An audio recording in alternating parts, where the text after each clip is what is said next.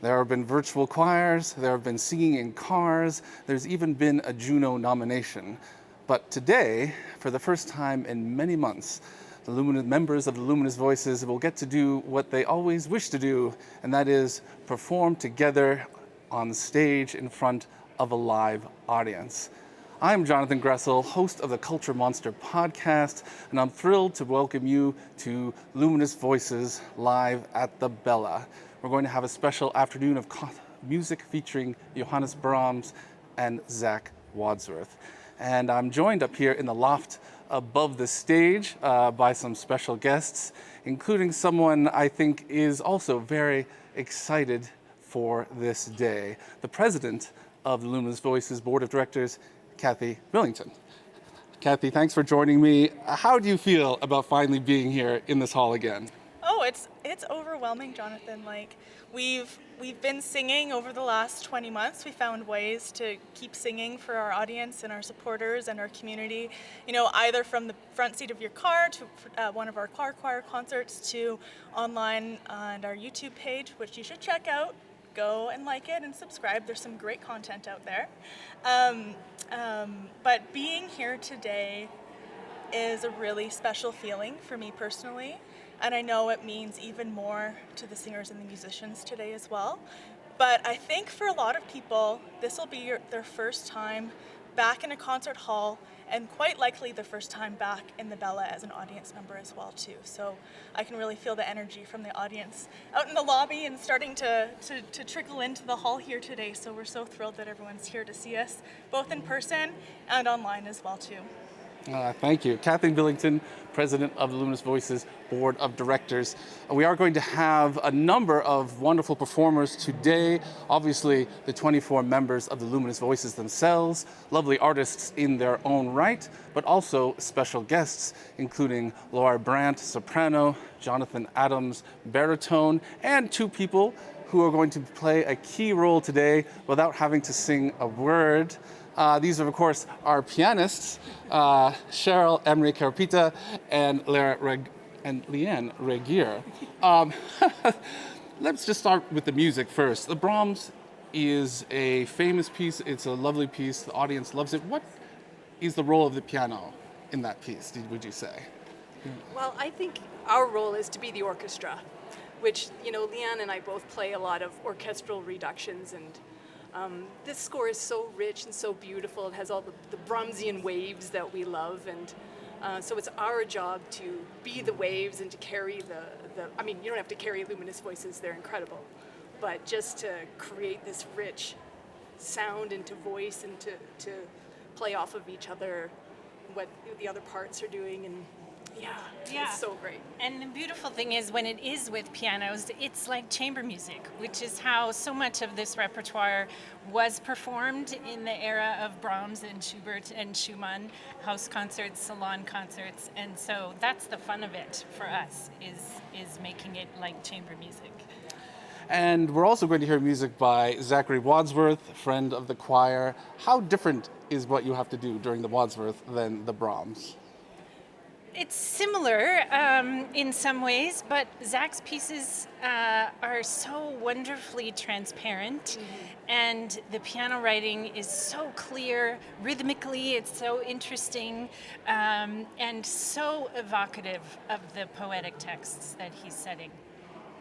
And it's great because he's actually written it for piano, you know, whereas the Brahms score, we're dealing with an orchestra score, but this is written for our instrument, and he really understands the colors of the piano, and so that makes it extra special too.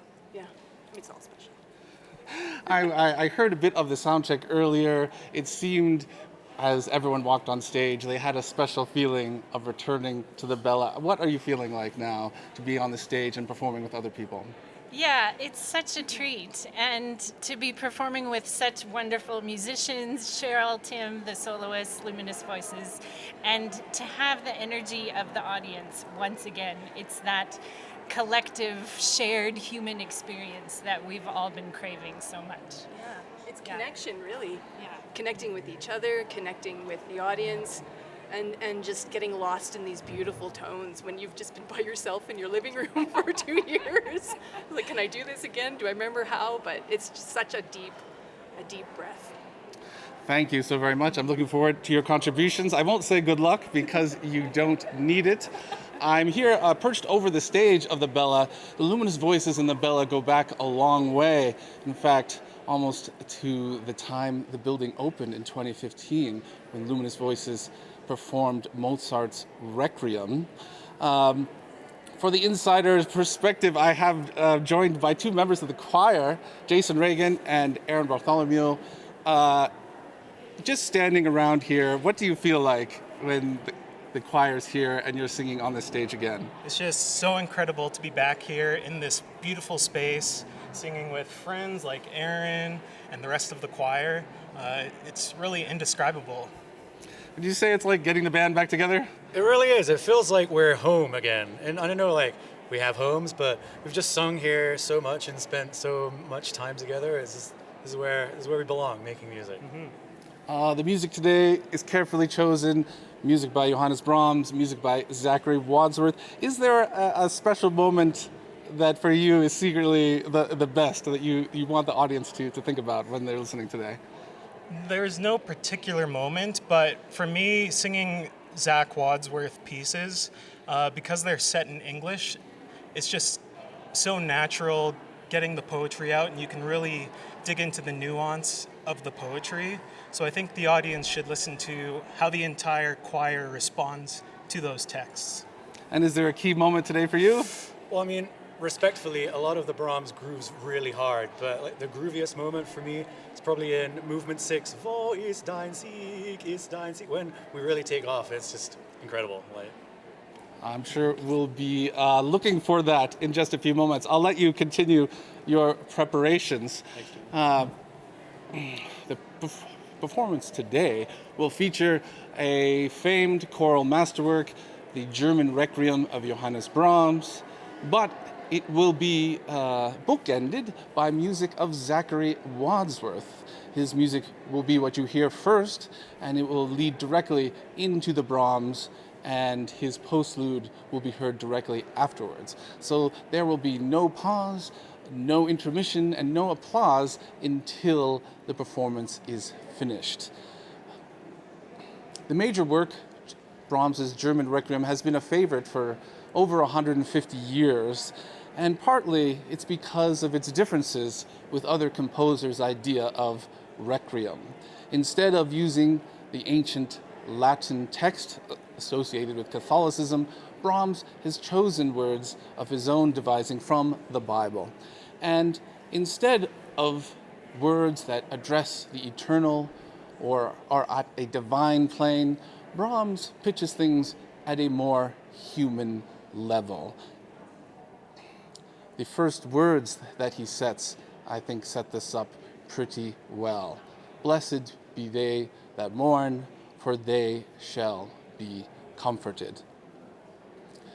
And Zachary Wadsworth drew inspiration for his works directly from the Brahms, and his first work, Battle Flags, was composed especially to be a prelude for the Requiem, and his work Fire Flowers, which will end the program, was especially composed for today's performance. So we'll hear a world premiere at the end. And to describe what his inspirations were and the connection to the Requiem, we have a message from the composer himself, Zachary Wadsworth, describing his own work. I'm Zachary Wadsworth, and I composed two of the pieces that you'll hear during Luminous Voices' Brahms and Wadsworth concert. At the concert center, of course, is Brahms's monumental Ein Deutsches Requiem, and my compositions precede and follow that work. The piece that I wrote as a prelude to the Requiem is Battle Flags, which I composed in 2015. It was commissioned by the Choral Arts Society of Washington, D.C., and it has a special kind of bittersweet quality for me, as it was the first piece I composed after moving away from Calgary. The text of Battle Flags connects profoundly with Brahms's Requiem. A central theme of Brahms's work is that requiems are intended to console the living, not just to guide the souls of the dead. Whitman's poem echoes that, but in a very different context. Here, Whitman writes with vivid, kind of post-traumatic clarity about his time as a Union Army nurse during the American Civil War. As he recalls seeing fields of corpses after battle, he reflects that those soldiers are no longer suffering, they're at peace. But the suffering lives on in those people still living, the parents, the fellow soldiers, the spouses. So in Battle Flags, I hope to communicate to the listener that requiems, that pain, that suffering, and that grief are the burdens and rituals of living. When Tim Shantz approached me about composing a postlude to the Requiem to be premiered at this concert, I leapt at the chance. COVID-19 surrounded us all with death. It burdened us all with collective and personal grief. And I wanted to write a piece that answered the question, how can we find hope again? What happens when our grieving is done? Here, I'm delighted to have found an incredible poem by the Mohawk and Canadian poet E. Pauline Johnson called Fire Flowers. In this poem's 10 short lines, it tells the whole story of trauma, of healing, and of moving on. It uses the image of a forest fire, something we've all been living with more and more these days, as its central violent symbol. My favorite thing about this poem is that it doesn't promise paradise. It doesn't promise eternal happiness or eternal life or a benevolent plan. It simply tells us that all of this, the loss, the scarring, the healing, and even the moving on, are part of a larger natural cycles that have existed long before us and that will last far beyond the futures we can envision. And so here we are, left to do the work of the living, like singing a requiem, or like listening to one. Thanks to Luminous Voices for bringing me into this project, and I really hope you enjoy my prelude and postlude to Brahms's incredible German Requiem.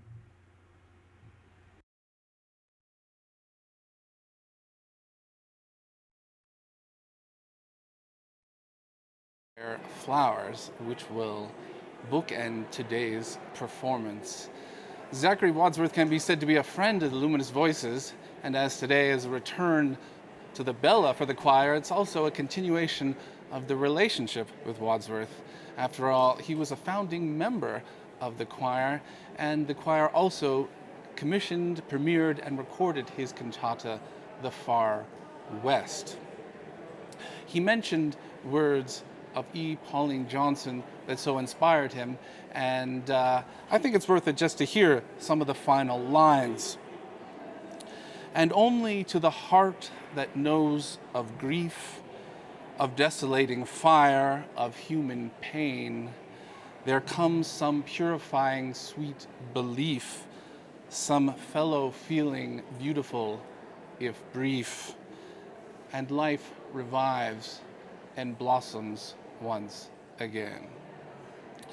Music, words by E. Pauline Johnson, and you will hear those set by Zachary Wadsworth at the conclusion of today's program. The first music you will hear is also by Zachary Wadsworth, with words by Walt Whitman. Those will not be the first words heard on stage, however. Kathy Billington will appear on stage to welcome the audience personally. The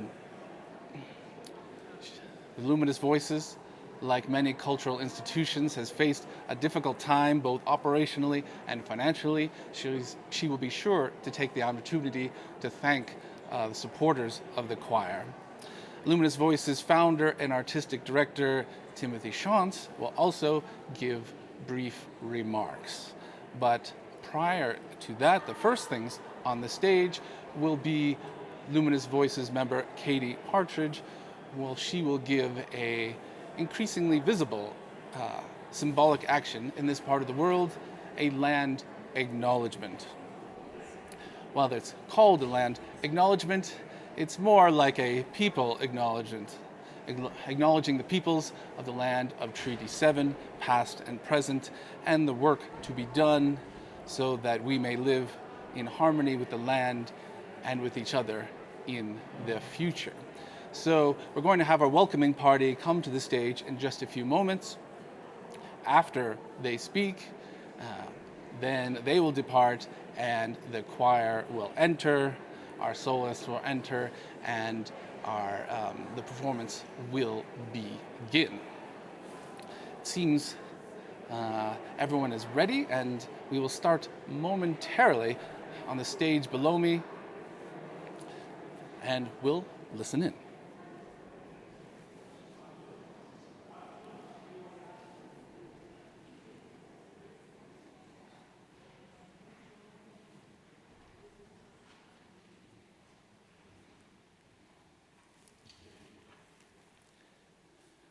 Our welcoming party about to enter the stage. Warm applause there for Katie Partridge, Kathy Billington, and Tim Shantz.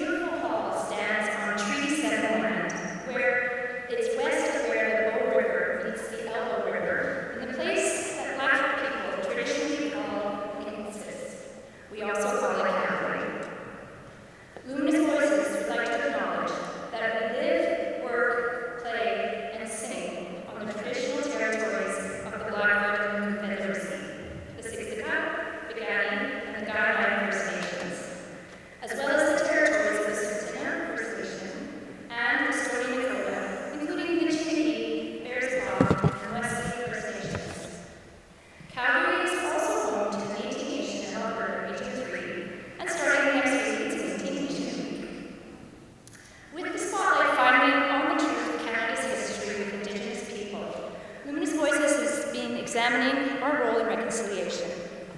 We look forward to presenting many collaborative projects that we hope will contribute to this reconciliation process.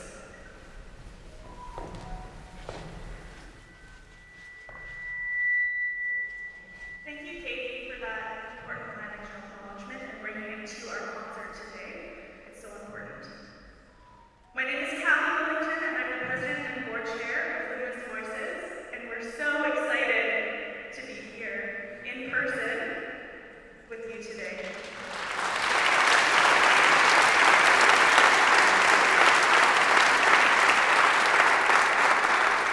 I'd also like to give a special mention to those tuning in online to see us virtually both now and in the future. I'd also like to extend our deepest gratitude to Luminous Voices supporters, who are individuals, foundations, and government funding agencies for their really important support of Luminous Voices.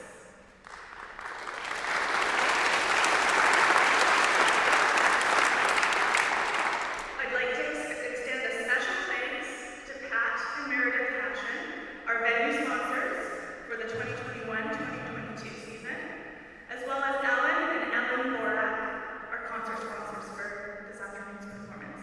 Thank you so much for your support.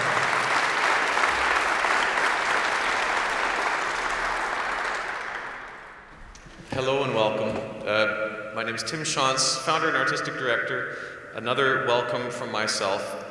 It means so much for us to see you here. I know many of you have been such great supporters over the last 20 months, but actually since our founding in 2012. It is a thrill to be back in this wonderful concert hall and make music in this world-class setting. And you can hear the choir, I think, at our best here. It feels like a return home. Although we can sing in cars as well. I hope you know that. We've enjoyed sharing some of our music and our activities online in the last year, but we also are sharing our music with you online, even with your concert ticket. You can watch this concert afterwards if you choose. Maybe there's a highlight you want to catch again, and you can watch it. It'll be available for a week, but we also encourage you to tell your friends. They can still purchase a ticket for the online even after the event. And they can share in the music that we make today and share in the music that we share with you in this very moment, in this very space. And I think that has been the key for us in the last 2 weeks as we've come together in the same room and made beautiful sounds. This is what we do as performing artists. It's about bringing people together and about your experience in that music making. You affect our music making. And it's your listening ears that really is so important, not just in this moment, in this space, but I think in our society. Music is about how we listen to one another. And sometimes we have to listen to complex things that we don't understand. And sometimes in our music, we present new things along with the old. So today's program includes Brahms's famous Ein Deutsches Requiem, the German Requiem. We'll be performing in German. Not all of you will understand all the German words, but the music actually sings beyond those words. And the meaning of the text emerges in a lot of the music that's there. We encourage you to follow along in your program, enjoy the music and the text and how it's beautifully woven together. But that piece alone, it can wonderfully stand alone, absolutely. But there's one of our founding members, Zachary Wadsworth, whom we've performed several of his works in the past. He wrote a piece in 2015 called Battle Flags, setting of a Walt Whitman text. And it's really a war memorial text. I encourage you to enjoy that and take a look at the text as we make our way out on the stage and follow along. It definitely is brings us to war place, and it speaks of supporting those that are still living, because they're the ones who are suffering. We all have people that we've lost in time together since we have not been together, and we'd love for this concert to honor those people that we've lost. And of course, Brahms' Requiem has the same sentiment. But we decided to commission Zach to also write a piece at the end of Brahms' Requiem. We could go all different directions with this. He found this incredible poem by E. Pauline Johnson. And E. Pauline Johnson is a famous poem in our country here, Mohawk, and also was a performer poet, traveled the country performing. Small world stories that we had a chance to have a Zoom conversation yesterday with one of Katie Partridge's students, who is a descendant of E. Pauline Johnson, an ancestor of hers. So we actually have connection here in Mohkinstsis Treaty 7 territory with a family member. So I believe they're watching online today, and please, I do hope you enjoy Zachary Wadsworth's setting. Our guest artists today include the incredible Cheryl Emery on piano and Leanne Regehr piano, 2 pianos. And our soloists are Laura Brandt, soprano, and Jonathon Adams, baritone. I do hope you enjoy this music, which is both intimate, incredibly intimate. It's about the heart, and at times bombastic. Please enjoy Luminous Voices, and give us a big round of applause when we get on stage, please. Thank you, thank you, thank you.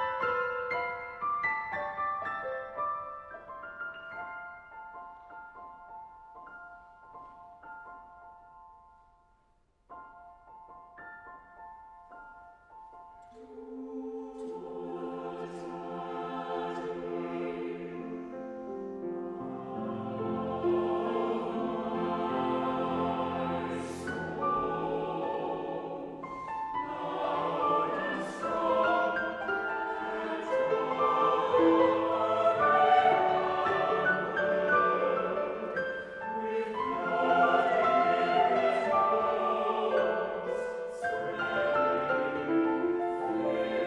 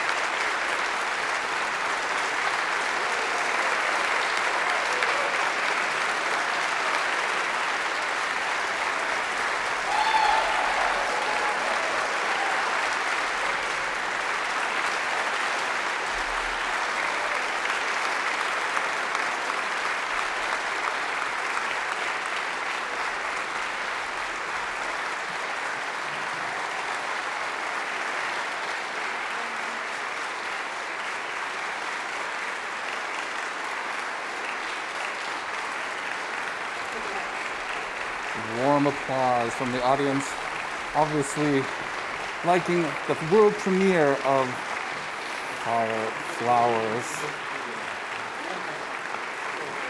You heard the audience applaud very much at the beginning of the show. You're hearing them even more today. At the end of the performance, this music featuring Zachary Wadsworth and Johannes Brahms.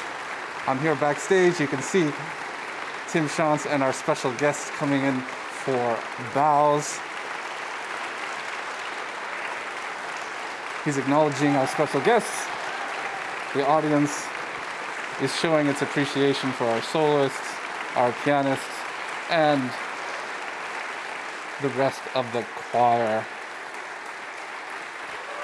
We heard today Battle Flags by Zachary Wadsworth, words by Walt Whitman, the German Requiem of Johannes Brahms, the German translation of the Bible, and the world premiere of Fire Flowers, music by Zachary Wadsworth, and words by Emily Pauline Johnson. You can see the audience is thrilled to hear the Luminous Voices back on stage at their home in the Bella, presenting our special guests with some chocolates. The audience continues to applaud here at the Bella Concert Hall for the Luminous Voices return to the stage. And our soloists and pianists are walking off stage. Hopefully I'll catch someone to hear some of their ideas of what went on today.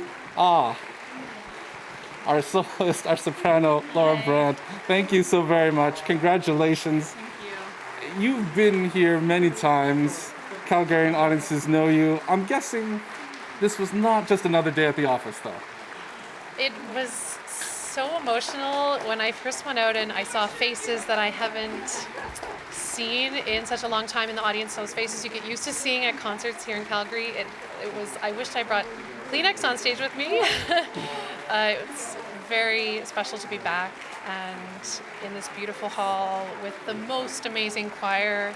We're so lucky to have here. Very special. And how does it feel as someone who's a musician and artist to be in front of an audience once again? It's just like my bread and butter. Like, I didn't realize how much I needed it until I couldn't do it, and just to have the most amazing music, to even just sit on stage and listen to the most of the Requiem is so special, and then get to be a part of it is even better. And we heard the audience was very appreciative. Thank you so much. Congratulations once again. Thank you. And I think we'll have, hopefully I'll grab, I think, Jonathon Adams. Hello. Take me back to just a few moments ago.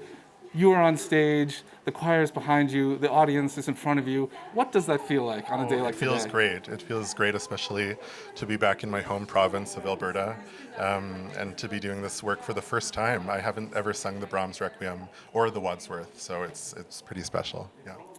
And how would you describe what the Wadsworth is like for you, or what it means to perform it in a day like today?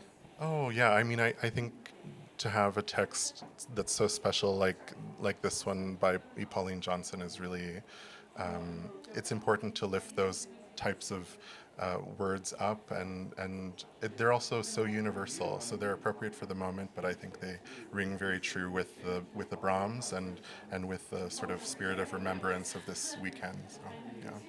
Thank you very much. Thank you so Congratulations. much. Thanks. I know the audience waits for you to appear at the Bella sometime sooner rather than later. Thanks so much, Sean. Thank you.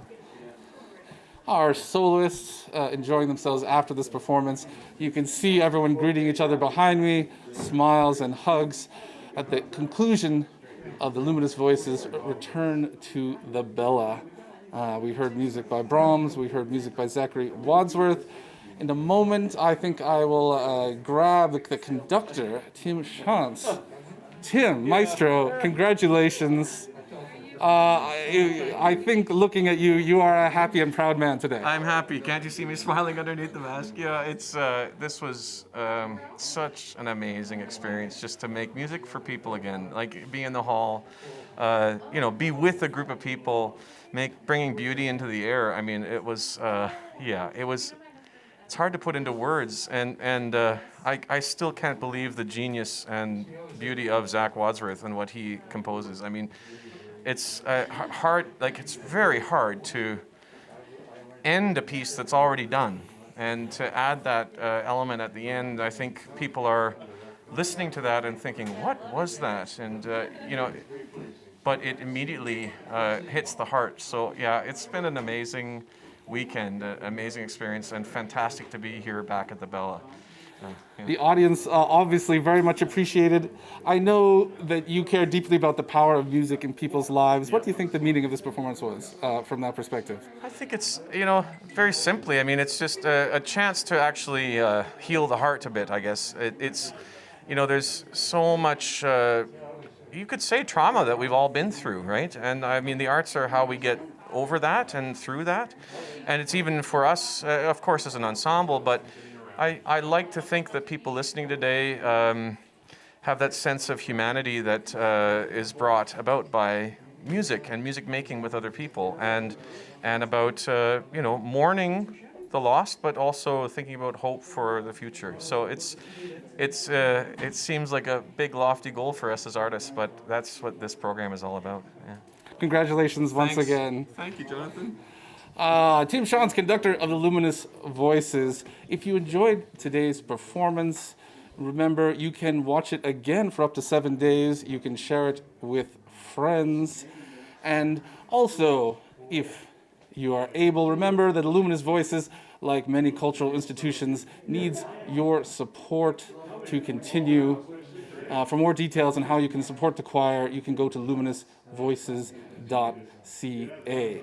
Also, if you're interested in how Tim Shantz gets such magic results, you can listen to my conversation with him on episode 9 of the Culture Monster podcast. He freely discussed his conducting philosophy, his interest in choirs, and his personal musical journey.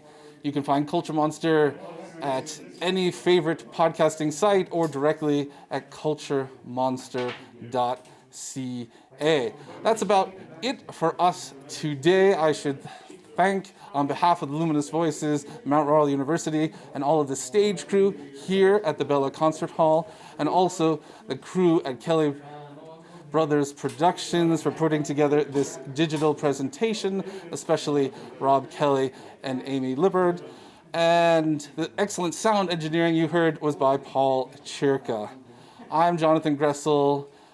You can, once the music starts, it doesn't stop, Luminous Voices will return to this stage on December 31st for a Luminous New Year's Eve performance featuring the choir. And if going out on December does not appeal to you, you can join me again for another digital presentation. I'm Jonathon Gresl. On behalf of everyone at the Luminous Voices, thanks so much for watching.